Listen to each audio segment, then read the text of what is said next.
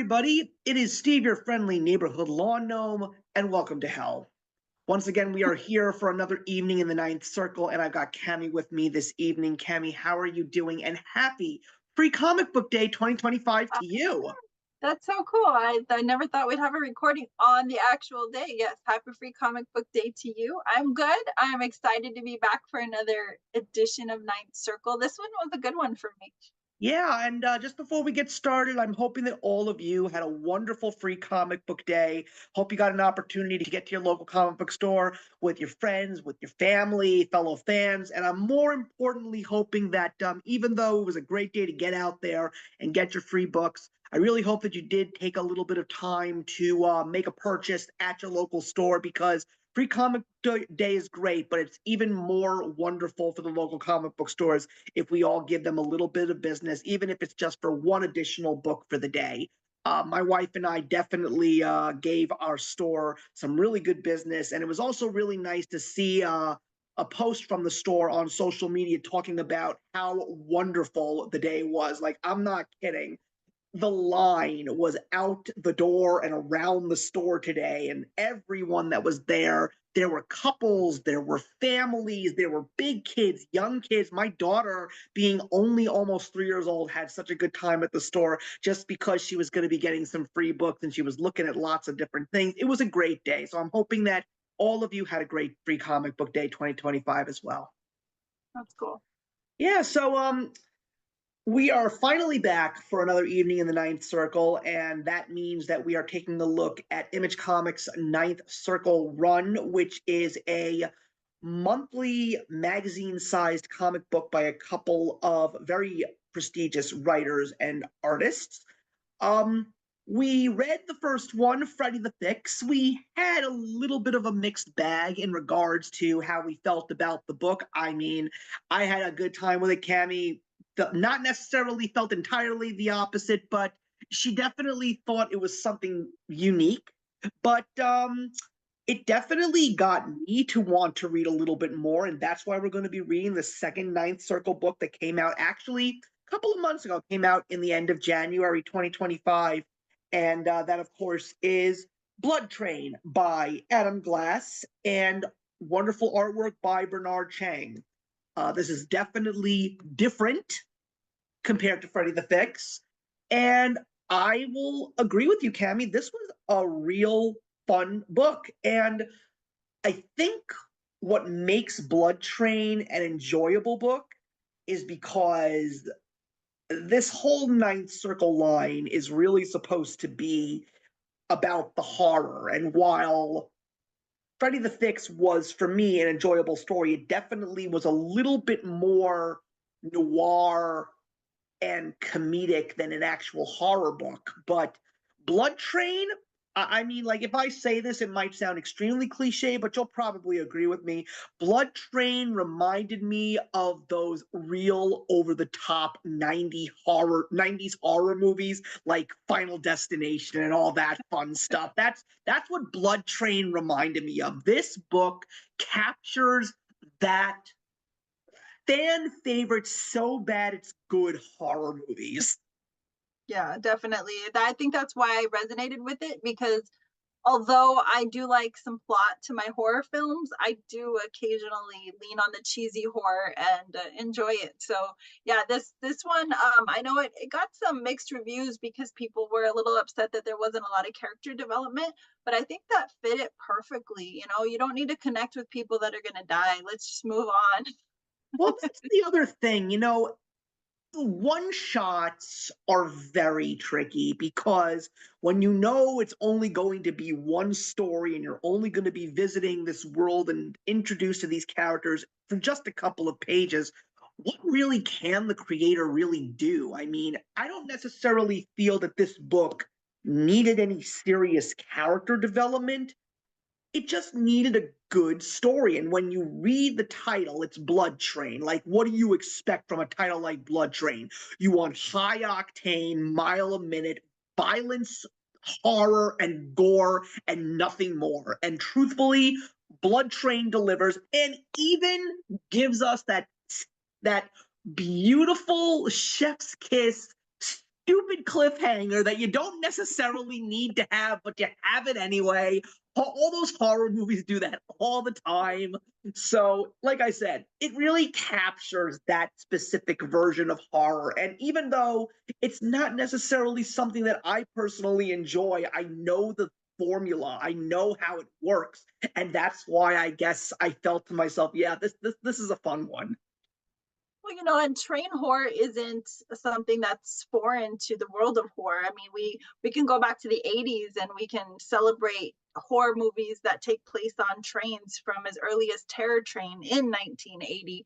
One of my favorites is The Midnight Meat Train, based on a Clive Barker story, and that's just absolutely, that is one of the grossest stories I've ever read. I think that was my first like real introduction to what Clive Barker's capabilities were, and he's just raw and gross. And then it was an author friend of mine who suggested that I watch the movie, and I was like, it's a movie, but it's Midnight Meat Train is definitely just a bleep in this series that Clive Barker has. But I mean, we have Night Train, and then we even have a more modern one, which is kind of what my brain was leaning on when I was reading this. I'm wondering if there's some kind of correlation between this and the 2024 movie, The Train of Death. It has a very similar plot line. I haven't watched it, but I've seen the trailer for it. And so, although this one, like you said, is a one shot, so it moves very quickly, but the premise is the same. There's like this creature on the train, and it basically, every time the train stops, a car gets released, and everybody in that car dies. And then the rest of the train moves on, and then this creature follows. So it's kind of crazy because, like you said, we have a cliffhanger here, and so it kind of alludes to maybe that kind of possibility. Very similar creature, complete absolute gore fest. So I'm not saying it's a copycat, but it just gave me similar vibes. So what's the book about? Basically, it's about a group of friends that are having a little bit of a vacation in the Far East Asia area, and they're basically getting on their train to their next destination. And we slowly get to know a teensy bit about them. We know that there's a brother and sister, um, pretty much separate as night and day, but still have that sibling connection.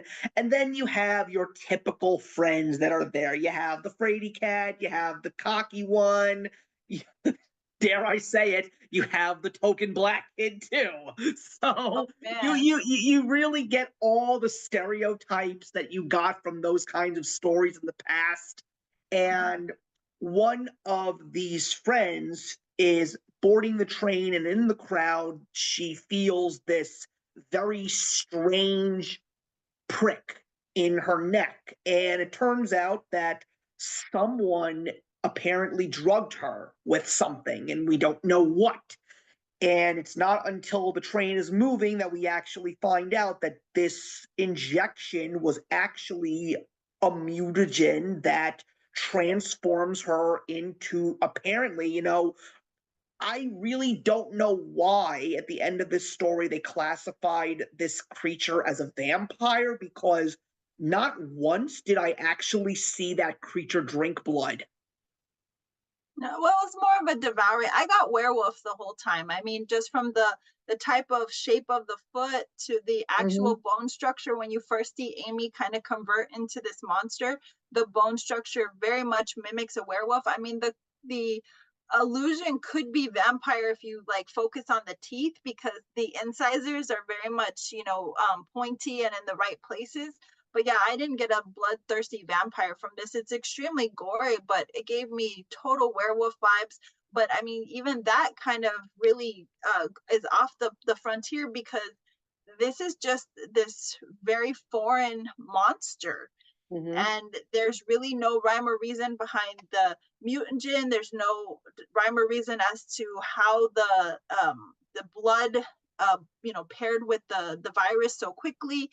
It definitely gave me I Am Legend vibes in that regard, but then that argument stems the tell of time, because I will tell you, every horror lover that has ever seen the movie or read the book will have the age old argument of, is it vampires, is it werewolves, or is it a monster movie because of the fact that it's a bloodborne pathogen. So I don't know, maybe it's just a standalone argument amongst horror aficionados. You know, people just like to figure out what we're reading. You don't always have to identify it, though. Yeah. I mean, the whole horror theme really starts also in a very cliche way because, like, when it's isn't it almost always, especially when it came to those movies in the 80s and 90s, isn't it always a female that gets capped first? Because, like, it reminded me of the first victim in Evil Dead. It even reminds Yeah. me of the first victim in a movie. And yes, I did see this in theaters. I saw Cabin Fever in theaters Wow. with Ryder Strong from Boy Meets World. And of course, in that movie, it's a girl who ends up being the victim of the disease. And it's just like, like I said, I think that's probably why this book was so much fun and why I enjoyed it. It's just because it played on all those things that horror fans absolutely love. No, And absolutely. I think that's important when you have a good horror story. You want to make sure you touch on all those bases to kind of give something to every type of horror fan out there. yeah, I mean, the story itself is relatively cookie cutter. Like, it really isn't anything entirely new, just that instead of seeing it on a screen or on a big or small screen, whatever it is, you're reading it in the pages of comic books. So, of course, you have to admire the Bernard Chang art because the Bernard Chang art really is, for me, one of the reasons why the book moves as good as, and flows as well as this does. His art is definitely not like extremely detailed. It's very sometimes watercolorish like, but I think that that's exactly what this story needs. And also the color scheme. There's a lot of reds, lots of purples, lots of browns, lots of Green. pinks. And I really feel that it literally encompasses the title of this story, Blood Train. The colors, the speed, the effects, it all goes beautifully with this story. And I also do And I'd love love the way the to. monsters are made. I think the monsters themselves are definitely unique figures in the Oh, story. super, super creepy. That's why I chose this background. I absolutely love the monster. But you know, as you talk about colors, I think that it's really important also to point out that when we get into like a real just death scene battle, how everything just goes dark and it's blood red, and that is the only focal point of the color. And I think that's really important because, you know, as you had mentioned, we're not watching this on a big or small screen. We're reading this in the pages, and to have something very distinct like that that really stands out just kind of adds to the story. Yeah, and so I think the part that really does drive the story mostly is the fact that the friends know that this is a friend of theirs and they do have to destroy this thing at all costs, even though they know who it is. And I think that that's one of the main reasons why these characters stand out and really step up because they really take and try to take control of the situation, even though they are not the ones with the weapons. They're not the authority. They just know that this is our friend and we don't want our friend killing anybody. And so they're literally sacrificing themselves. And the character development, even though it is relatively small, it mostly revolves around the siblings because through this time frame, there is a lot of thought and reflection on how they treated themselves, how they treat each other, how did they go about their lives. Like I remember that there is a small conversation that has a little bit of character development about how the brother feels that he is somewhat of a screw up and that his dad is never going to trust him because apparently they are people that come from money. Their father seems to be the owner of a corporation and they are inheriting it. And he basically says to his sister, "You're the one that's worthy. I'm really just a screw up." And she keeps saying, "No, you just live your life in different ways. You think in a different way, but you still are a smart person and you still bring a lot to the table." And through these little pep talks that they give each other throughout this extremely gruesome time in their lives, it's giving them the motivation and the incentive to try and win this battle that's going on right now. And that if anything, even though it's not layers upon layers of storytelling and character development, I do feel that those little parts were major driving forces to the story themselves.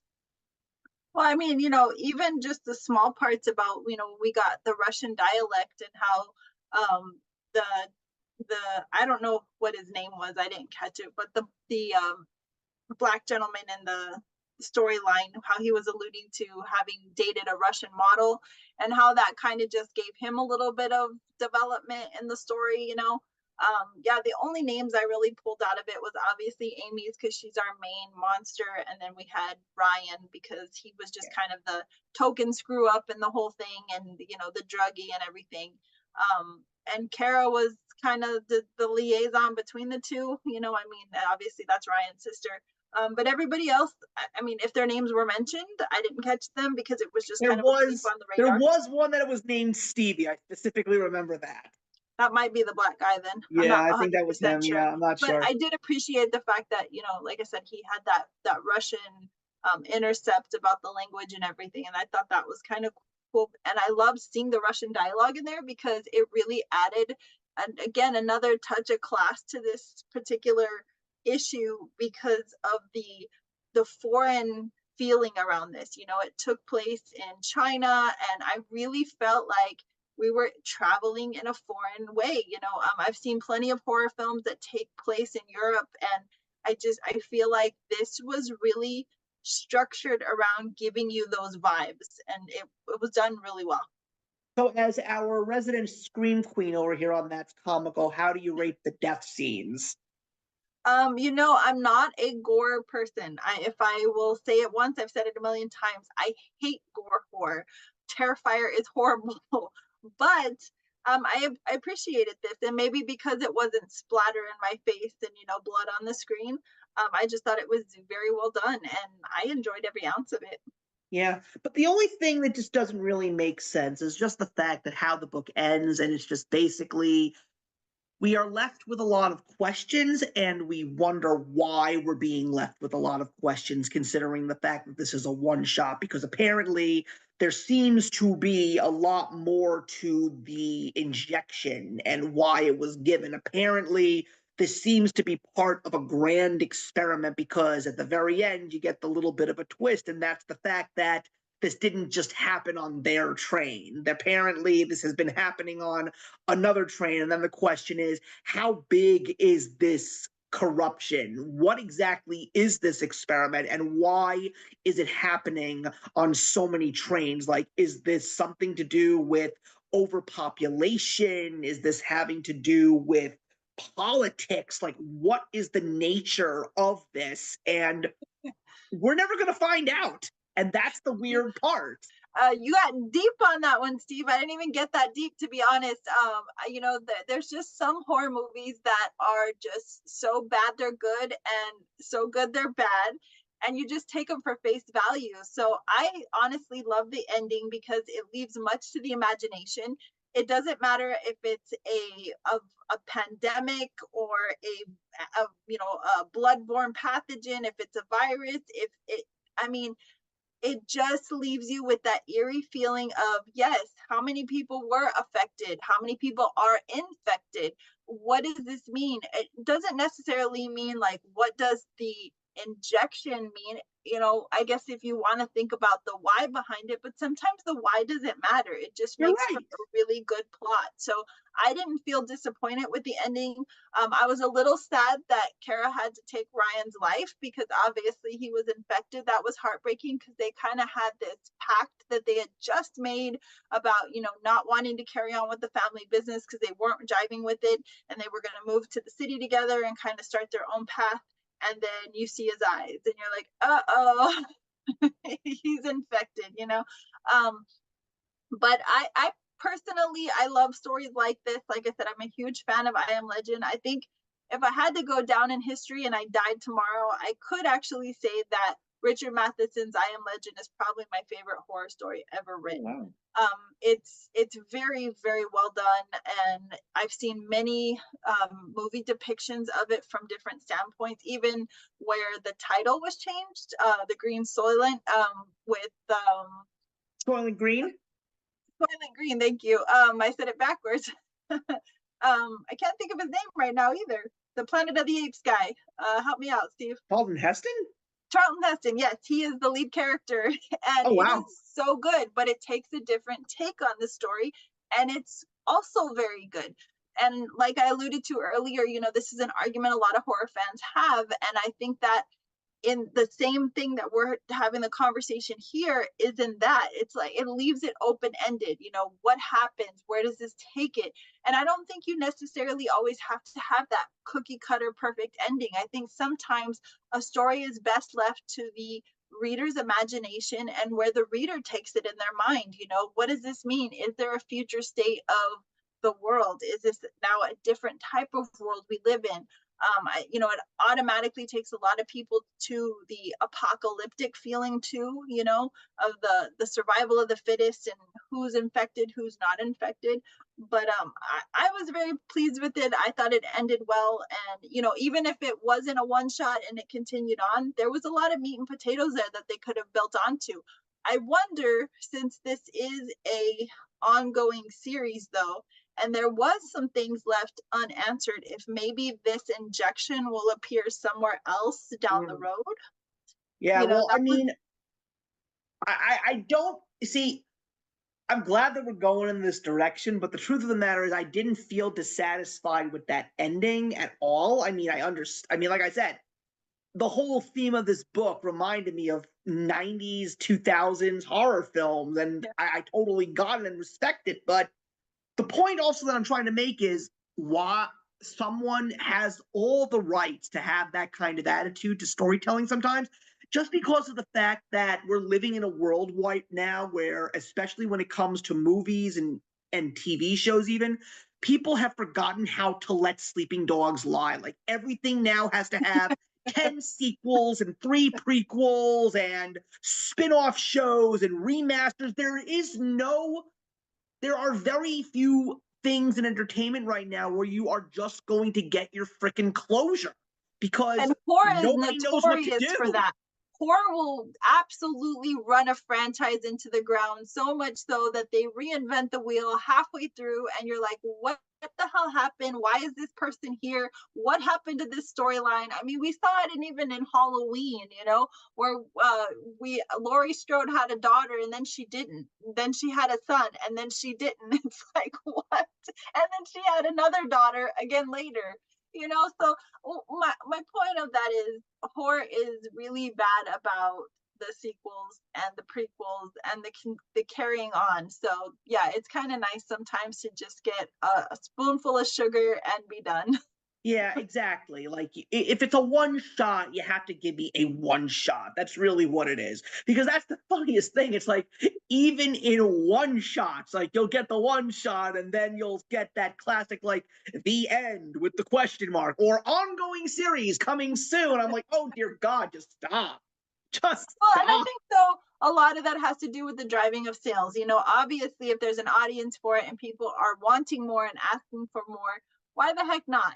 I mean, if it's going to sell. But I Yeah. think sometimes it's nice to just have where writers or artists say, we just said it was a one shot and we're good with that. And we're going to let sleeping dogs lie, or in this case, sleeping monsters lie, and we're done with it. Yes, because we want to let sleeping dogs lie and we don't want to put the three-legged dog to sleep. That's the one thing we don't want to do. That's what we Because don't they're want so to do.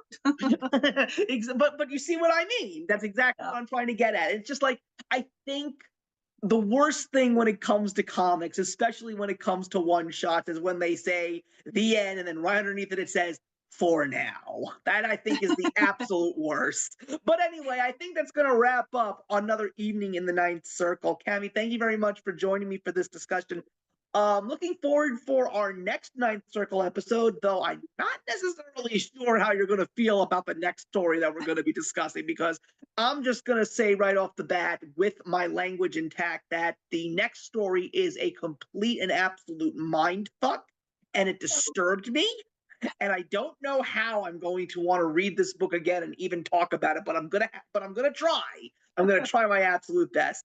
Anyway, everybody, thank you very much for watching. Please leave a comment in the box below. We'd love to talk to you if you've read this book. And don't forget to subscribe to the channel and hit the notification bell so you're up to date with all of our latest content. And in the meantime, we will see you in the next one.